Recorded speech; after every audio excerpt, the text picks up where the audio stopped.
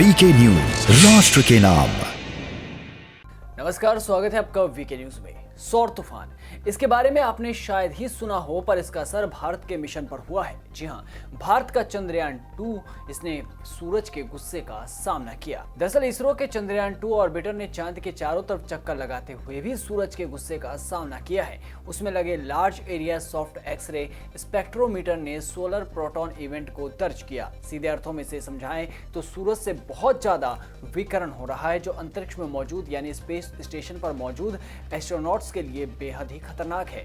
इसरो ने बताया कि चंद्रयान 2 पर लगे यंत्र क्लास ने 18 जनवरी 2022 को भी कोरोनल मास इंजेक्शन दर्ज किया था, जिसकी वजह से आवेशित कणों की एक तेज सौर लहर धरती से टकराई थी। ऐसा माना जा रहा है कि सौर लहर दक्षिण भारत और आसपास के देशों से 20 जनवरी 2022 को टकराई थी। साथ ही उत्तरी और दक्षिणी ध्रुवों पर अरोरा दिखाई दिए थे।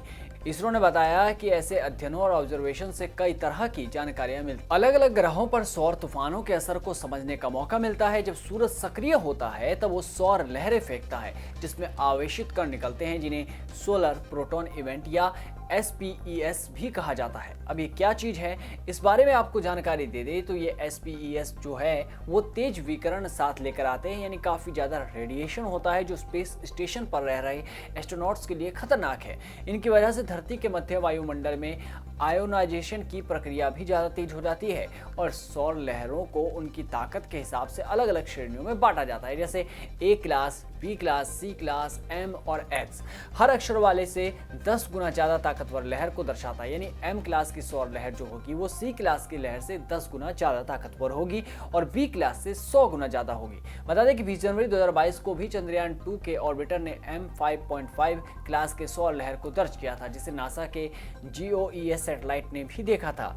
कोरोनल मास इंजेक्शन की वजह से निकली सौर लहर 1000 किलोमीटर प्रति सेकंड की गति से अंतरिक्ष में यात्रा करती है। इसे धरती तक पहुंचने में 2 से 3 दिन लग सकते हैं। तो ये थी टेक्निकल चीजें और तमाम जानकारी। आपको बता दें कि पिछले 1 महीने से सूरज भयानक गुस्से में है, लगातार सौर लहरें फेंक रहा है। ये लहरें सौर तूफान बनकर अंतरिक्ष में लंबी लंबी दूरी तय करती है। सबसे भयावह और विस्फोट 4 दिन पहले 15 फरवरी को हुआ है। यह ताकतवर X क्लास फ्लेयर था। आपको बता दें कि इससे पहले भी सौर तूफान आए हुए हैं, हालांकि इससे हुए नुकसान का डाटा अभी बेहद कम है, पर कई बार सौर तूफान आए तो कई राज्यों की बत्ती गुल हो गई थी।